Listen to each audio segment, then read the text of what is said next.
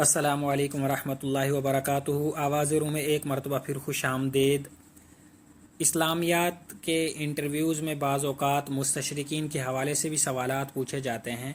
इसकी नोयत मुख्तलिफ़ होती है। कभी ऐसा होता है कि एक मुस्तशरिक का नाम ज़िक्र कर दिया जाता है कि इनके बारे में आप क्या जानते हैं, या किसी मुस्तशरिक के काम की नोयत पूछ ली जाती है कि उनके काम का तहकीक का दायरा कार और मैदान क्या था, या उनकी किताबें कौन सी हैं, या किसी किताब का नाम ज़िक्र कर दिया जाता है कि ये किन की किताब है, या किसी मुस्तशरिक के काम की नोयत अफ़कार और नज़रियात के हवाले से पूछ लिया जाता है कि उसके अफ़कार और नज़रियात क्या थे, आपके नज़दीक वो ठीक हैं या नहीं हैं, या उन अफ़कार और नज़रियात के ज़रिए उसने तशकीक पैदा की थी, किस हद तक वो उसमें कामयाब हुआ या नहीं हुआ। तो इस हवाले से आज हम बहुत मशहूर मुस्तशरिक के बारे में जानने लगे हैं। सबसे पहले उसका मुख्तसर तारुफ़। इसका नाम आर्थर जेफरी था।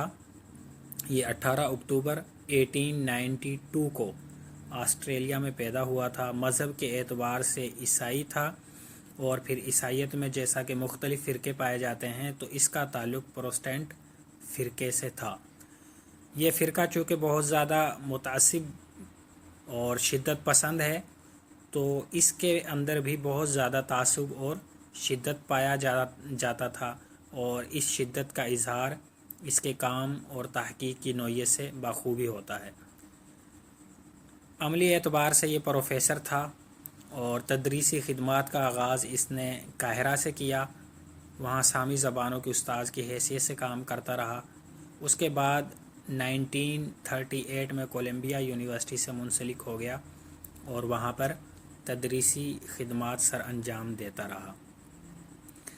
इसकी किताबों की तरफ अगर देखा जाए तो इसकी कई किताबें हैं और बहुत ज़्यादा मशहूर भी हैं।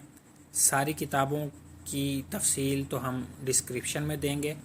एक दो किताबों का नाम यहाँ पर ज़िक्र कर देते हैं, बल्कि उससे पहले हम देखते हैं कि इसके काम की नोयत क्या है, या इसकी तमाम किताबें और मकालाजात का मजमूई मौजू क्या है।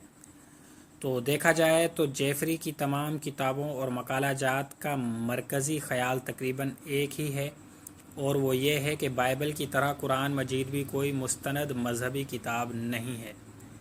गोया कि इसकी तहकीक का मैदान सारा का सारा कुरान पाक पर है, कुरान पाक के इर्द गिर्द घूमता है, और इसने एड़ी चोटी का ज़ोर लगाया है इस बात को साबित करने के लिए कि कुरान पाक गैर इल्हामी किताब है, और ये आप सल्लल्लाहु अलैहि वसल्लम की अपनी तसनीफ़ थी, और इसके अंदर बहुत ज़्यादा गलतियाँ पाई जाती हैं। जमा व तदवीन और किरतों के हवाले से इसने बहुत ज़्यादा एतराज़ात किए हैं।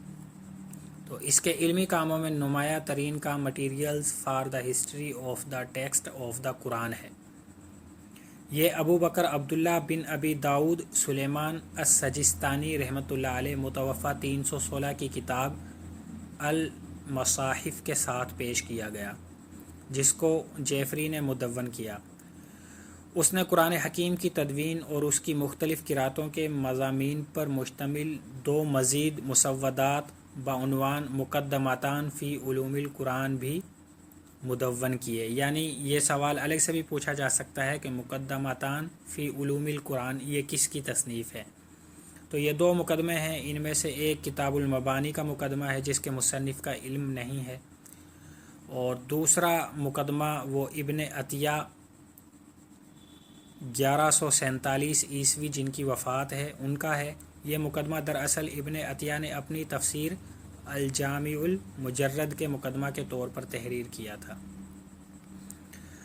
इख्तलाफ़ क़िराअत कुरानिया के मौजू के साथ साथ जेफरी ने कुरान हकीम के दीगर पहलुओं, मसलन कुरान में इस्तेमाल होने वाले गैर अरबी अल्फाज, तदवीन कुरान और कुरान के यहूदी व ईसाई माखिज़ जैसे मौज़ूआत पर भी खामा फरसाई की है।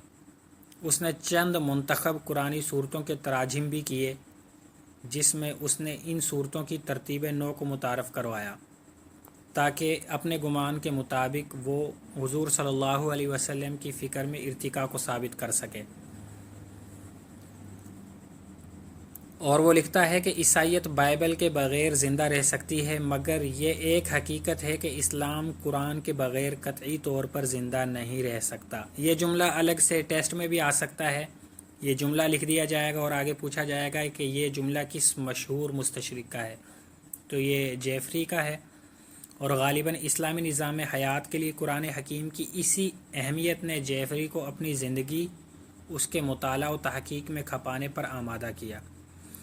یہ ثابت کرنے کے لیے کہ قرآن پاک آپ صلی اللہ علیہ وسلم کی تصنیف ہے، اس نے پوری زندگی ایڑی چوٹی کا زور لگایا، بلکہ وہ لکھتا ہے کہ قرآن نبی صلی اللہ علیہ وسلم کی تصنیف ہے اور اس کے حرف آغاز سے حرف آخر تک قرآن پر محمد صلی اللہ علیہ وسلم کی مہر صاف طور پر جھلکتی ہے۔ جیفری نے منتخب قرآنی صورتوں کا خود ساختہ نئی ترتیب نزولی کے مطابق ترجمہ کیا اور اس نے تقریباً 6000 ایسے مقامات کی نشاندہی کی جو کہ مصحف عثمانی سے مختلف تھے۔ یعنی وہ یہ ثابت کرنا چاہتا ہے کہ جو مصحف عثمانی ہے یہ اصل قرآن سے ہٹ کر ہے، نعوذ باللہ تحریف شدہ ہے۔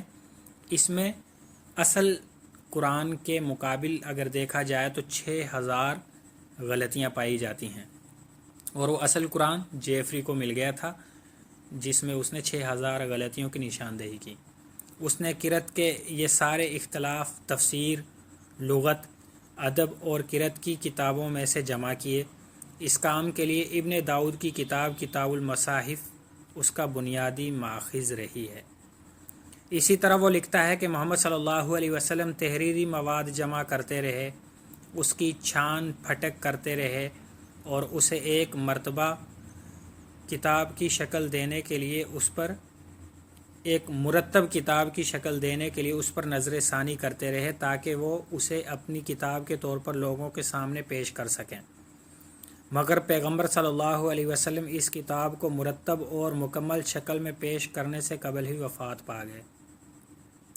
اور اس نے ایک کوشش یہ بھی کی تھی کہ قرآن حکیم کا ایک تنقیدی نسخہ تیار کیا جائے اور اس کے لیے مواد اکٹھا کیا جائے مختلف قرأتوں کے حوالے سے، اور یہ کام اس نے شروع بھی کر دیا تھا۔ 1926 میں ایک خاص محل تھا جس کا نام قرآن محل تھا، اسی کام کے لیے ایک پروفیسر نے بنایا تھا، اس میں اس نے ایک دوسرے پروفیسر کے استشراق سے اس کام کا آغاز کر دیا تھا۔ گویا کہ قرآن پاک کے ایک تنقیدی نسخے کی ترتیب اور تصنیف پر اس نے تحقیقی کام شروع کر دیا تھا۔ 1926 سے 1933 تک یہ کام چلتا رہا۔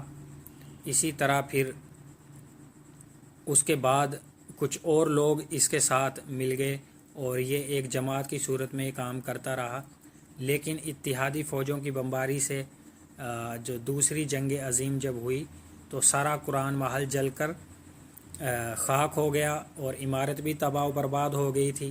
جہاں پر وہ تحقیقی کام جاری تھا وہ سارا کا سارا نظر آتش ہو گیا۔ اسی طرح قرآن حکیم کے تنقیدی ایڈیشن کو منظر عام پر لانے کا عظیم منصوبہ شرمندہ تکمیل نہ ہو سکا۔ اس ناکامی پر جیفری اپنی تکلیف اور ذہنی اذیت ان الفاظ میں بیان کرتا ہے کہ اب یہ امر تقریباً ناممکن ہے کہ ہماری نسل قرآنی متن کا حقیقی تنقیدی نسخہ دیکھ سکے۔ گویا کہ اس کا ایک خواب تھا کہ حقیقی تنقیدی نسخہ دنیا کے سامنے لانا چاہیے، اور اس کے لیے اس نے کام بھی شروع کر دیا ہوا تھا قرآن محل میں، لیکن بمباری کے دوران وہ جل گیا تھا۔ تو خلاصہ یہ ہے کہ آرتھر جیفری کی تحقیق کا موضوع، تحقیق کا میدان تمام کا تمام قرآن پاک ہے، اور اس کا سارا زور اس بات پر لگا کہ کسی طرح یہ ثابت کر دیا جائے کہ قرآن پاک آپ صلی اللہ علیہ وسلم کی تصنیف تھا اور یہ کوئی الہامی کتاب نہیں ہے، جیسے دوسری کتابیں رد و بدل کا شکار ہو چکی ہیں، تعریف کا شکار ہو چکی ہیں، اسی طرح قرآن پاک بھی محرف شدہ کتاب ہے۔ والسلام علیکم ورحمۃ اللہ وبرکاتہ۔